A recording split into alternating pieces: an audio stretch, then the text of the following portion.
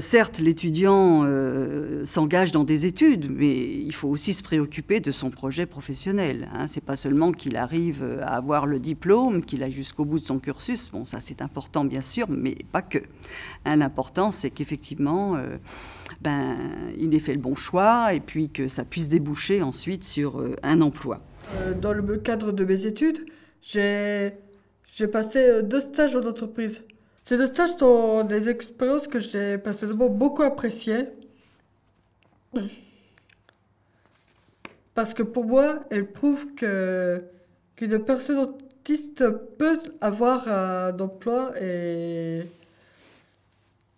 vivre sa vie comme ceux qui n'ont pas de handicap. Mais il y avait une appréhension totale et finalement, alors après, une satisfaction plus que totale. Quand il s'agissait de dresser le bilan de ces semaines de stage de Joanne. Donc il était totalement dithyrambique sur les capacités de Joanne, sur la pertinence de son travail, sur la réelle valeur ajoutée qu'elle pouvait apporter à l'entreprise. Donc ça, c'était extrêmement plaisant à entendre, hein, je dois dire, et puis très rassurant aussi sur son avenir professionnel. Parce que finalement, une fois que la barrière est passée, on se dit que les gens ils arrivent à découvrir tous les talents dont elle est capable. Il faut s'interdire de prédire le comportement d'un étudiant au regard d'un vécu avec une autre personne handicapée. L'expérience menée avec une personne n'est jamais intégralement transposable à une autre personne. Moi, je trouve que ce genre de recommandation a tout son sens. Hein. C'est vrai que même les professionnels qui ont une certaine expérience, qui ont accompagné certains étudiants, il faut qu'ils fassent très très attention au moment où ils sont confrontés à un nouvel étudiant, hein, de le considérer justement comme une personne singulière, vraiment d'essayer de le cerner, de le comprendre, de comprendre ses besoins et de ne pas l'assimiler à quelqu'un qu'on a connu, etc. Et de conclure trop vite. Hein, et surtout de décider à sa place. Donc là, il y a vraiment des compétences qui doivent se développer chez ces personnes qui accompagnent ces étudiants handicapés.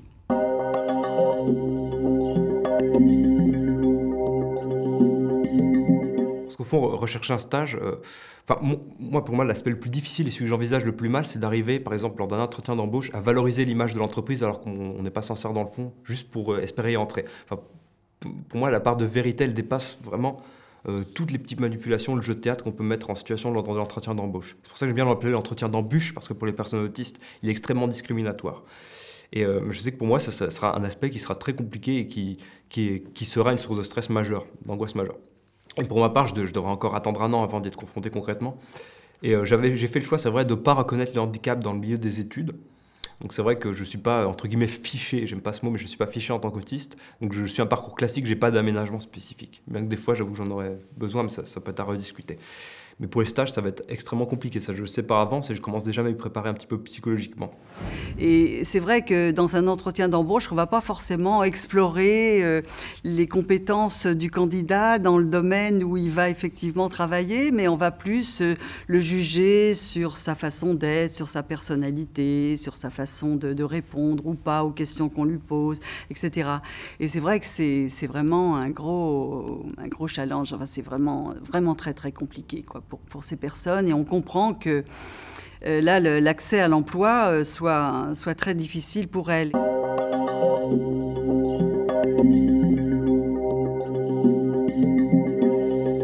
Sur mon lieu de travail, ce qui est difficile, c'est tout ce qui est informel. C'est de dire bonjour aux collègues. Je sais que je passe pour une sauvageonne, on a dit. Mais maintenant qu'on sait que c'est pas parce que je suis une sauvageonne, c'est parce que j'ai des difficultés. Et j'ai du mal à dire bonjour aux personnes, c'est pas intuitif. Et surtout quand il y a des réunions, je m'ennuie énormément en fait dans les réunions, c'est beaucoup de baratin pour moi. Une réunion d'1 heure, pour moi, ça pourrait tenir en 10 minutes, normalement. Par exemple, nous on a des réunions avec mon assos de femmes, et ça met 10 minutes. Et dans une réunion avec des personnes non autistes, ça met 1 heure. Donc ça, c'est aussi un avantage d'être autiste. On est très pragmatique, très concret, on perd pas ce qu'on doit faire, on revient vite Enfin, moi, c'est peut-être pas le cas de tout le monde, mais moi, c'est comme ça. J'apprécie beaucoup mes collègues. En plus, il y avait vraiment beaucoup de soutien mutuel, etc. Par contre, je sais qu'à posteriori, certains à qui j'ai parlé justement de mon diagnostic ensuite m'ont dit que effectivement, j'avais un côté très brutal dans la façon d'exprimer les choses, que je pouvais être sèche, voire peut-être blessante aussi, alors que vraiment, c'était pas du tout mon intention. Et c'est ça aussi qui m'a un petit peu déstabilisée au moment justement où j'étais dans ce passage de transition professionnellement et puis personnellement parlant, puisque je me découvrais aussi dans mon fonctionnement particulier, parce que j'avais pas conscience de pouvoir être justement maladroite vis-à-vis des autres, et je me suis rendu compte que même en ayant la volonté inverse, au final, si je pouvais être agaçante ou énervante ou que sais-je encore, alors que intimement, c'est pas du tout ce que moi je ressentais.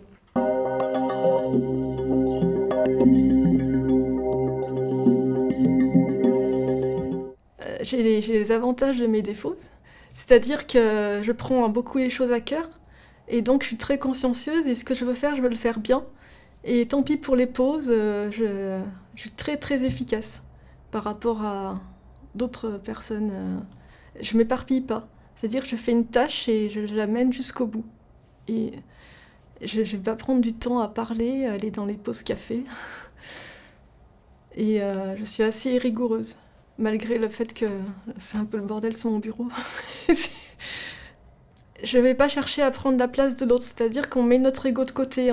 Ce qu'on veut, c'est le bien de l'entreprise. On ne va pas se dire je vais faire cette tâche comme ça, je vais me mettre en valeur par rapport à telle autre personne. C'est pas les guerres de jalousie entre les gens. Et le but, c'est que ça avance.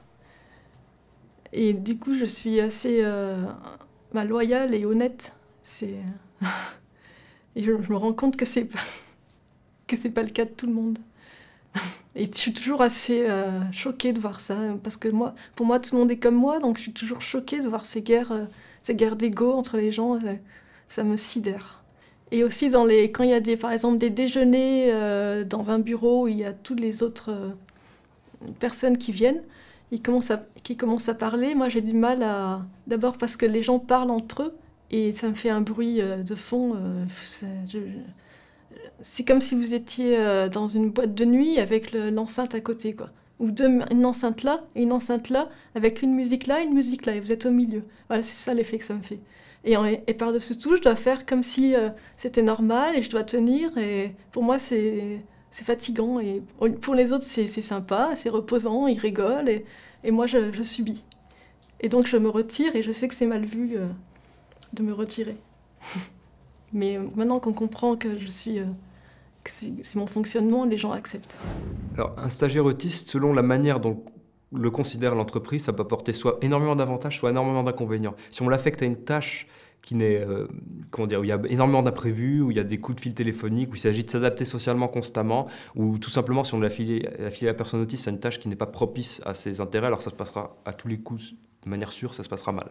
En revanche, si on affilie la personne autiste à des tâches relativement répétitives, à des objectifs qui sont ciblés, et si on ne l'interrompt pas constamment, alors ça c'est un aspect qui est horrible, pas que dans le milieu du travail, auquel je serai peut-être confronté plus tard, mais même dans le milieu des études, c'est d'être constamment interrompu, qu'il y ait des imprévus externes, et qu'il y ait des choses qui changent, ça c'est pas possible. Si on fixe un objectif, après la personne autiste peut réussir à travailler en fonction de cet objectif, mais s'il y a des imprévus externes qui viennent perturber le déroulement de la pensée, c'est atroce. Enfin, moi je le vis de manière relativement atroce. Donc voilà, c'est juste, je pense que la personne autiste peut apporter énormément à l'entreprise si elle est dans son domaine de compétences, ou à défaut qu'elle fait une tâche relativement répétitive, avec un objectif ciblé, sans téléphone et sans interaction constante, et aussi évidemment sans interruption dans le travail. Certains exemples d'entreprises où les personnes autistes apportent énormément parce qu'elles sont dans leur milieu, qu'elles n'ont pas d'hypersensibilité mise à rude épreuve, et que par conséquent, quand elles sont dans leur domaine d'intérêt, elles peuvent faire des choses mais de 4 à 5 fois supérieures qu'un salarié entre guillemets moyen. J'ai aussi un souci au boulot, c'est mon rapport à la hiérarchie.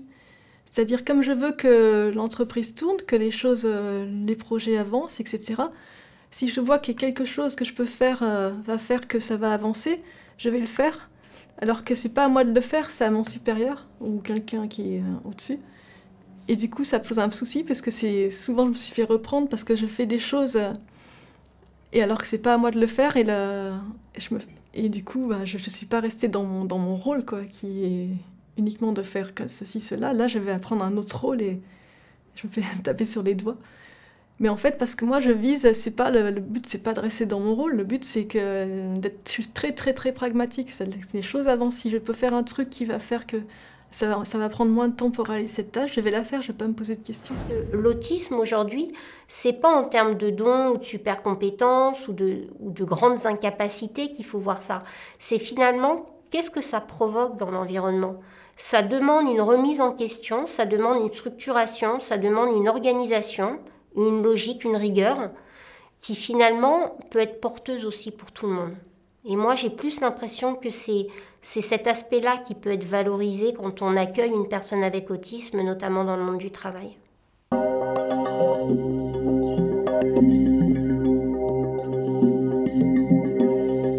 Je pense que pour réaliser un stage, il faudra bien sûr que je me fasse à l'idée que tout ne sera pas dans un certain confort pour moi, c'est évident. Donc déjà, le simple fait de réussir à avoir un stage, je pense que c'est une chance assez inouïe parce que, par rapport à le nombre de personnes autistes qui arrivent à obtenir un stage. Donc déjà, il faut que j'arrive à me satisfaire de cela et à faire passer les contraintes du milieu du stage au second plan, bien qu'il y en ait énormément. Alors évidemment, en ce qui concerne le stage en lui-même, ce qui serait bien, c'est-à-dire pour beaucoup de personnes autistes, c'est d'arriver à avoir un stage qui soit propre à leur domaine de compétences et pas juste pour le simple plaisir d'avoir un stage. Donc là, ça reste relativement compliqué parce que souvent, pour avoir un stage, on n'est pas jugé directement sur les compétences, mais plutôt sur l'aspect théâtral de l'entretien d'embauche avec tous les codes implicites sociaux que cela implique. Voilà, mais en ce qui concerne, donc ça c'est vraiment l'étape très très compliquée. Mais une fois que c'est passé, donc c'est vrai que je me suis tout petit peu projeté au moment du stage. C'est vrai qu'avoir un bureau, bon, ça c'est ce que tout le monde dira, je pense, toute personne autiste dira, mais avoir un bureau isolé, sans téléphone, avec personne qui rentre et qui impose le fait de faire un break, entre guillemets, pour prendre un café, ça, ce serait extrêmement bien de ne pas avoir toutes ces contraintes liées aux autres et à ce qu'ils veulent de nous. Parce qu'au fond, c'est comme dans le milieu des études supérieures, avec le référentiel, un petit peu le groupe, le bar, l'intégration qui se fait par l'intermédiaire du bar. Eh bien, on peut comparer ceci, de manière un peu caricaturale, mais à la machine à café dans le milieu du travail, quoi.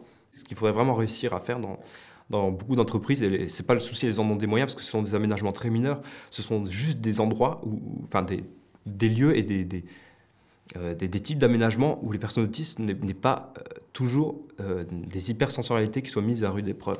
C'est bêtement un bureau sans qu'il y ait personne autour ou ne serait-ce qu'une cloison à peu près convenable, pas de téléphone, en plus ça fait des économies, voilà, pas de téléphone, un ordinateur, des mails, et puis voilà, dans le cas bien sûr où la personne autiste travaillerait dans un bureau.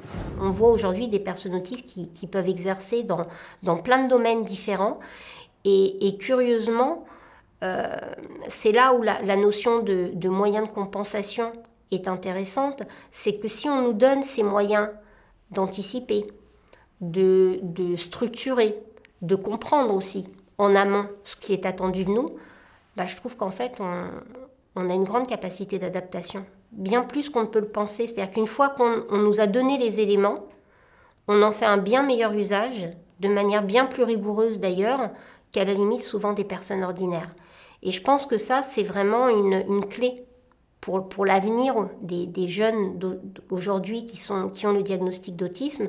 C'est finalement de pouvoir leur ouvrir des tas de portes, parce qu'avant de se dire ils sont faits pour telle matière ou tel domaine ou tel métier, de se rendre compte qu'ils ont surtout une capacité d'intégrer des process à partir du moment où on est dans cette anticipation, cette séquentialisation, cette visualisation, mais ça c'est ce que j'appelle des moyens de compensation du handicap, qui ensuite leur permettent finalement de s'adapter à bien plus d'environnements et de situations qu'on ne pense. Et concrètement, les conseils que je pourrais donner, c'est d'être très très explicite avec la personne, parce que ça manque beaucoup ça.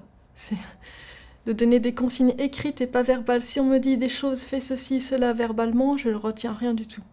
Et c'était comme ça quand j'étais en cours, c'était pareil. Pour moi, c'était du chinois. Et du coup, ma chef croit que... Parce que je fais exprès, alors qu'en fait, il suffit de le dire une fois par écrit, et il n'y a pas besoin de le dire plusieurs fois, mais il faut juste qu'il soit écrit et très explicite.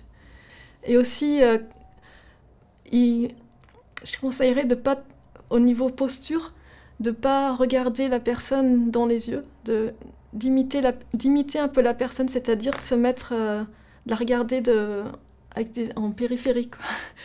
Et ne pas trop s'approcher physiquement, et ne pas être intrusif, parce que ça stresse encore plus, quoi. Et le fait de devoir regarder la personne qui dit des choses, ça ajoute encore du stress, parce qu'on doit en plus gérer le regard. Et ça, c'est difficile. Et du coup, si on gère le regard, on oublie la consigne. Donc en fait, il faut être le plus... En fait, il faut nous prendre comme un écran d'ordinateur, comme en informatique. Il faut nous donner les consignes le plus simples possible. Pas besoin d'enjoliver, pas besoin de mettre beaucoup de phrases, mais très, fais ceci, fais cela, tu dois faire ceci, cela, pour ceci, cela. Ce sera parfait. Ça, c'est vraiment... j'en rêve.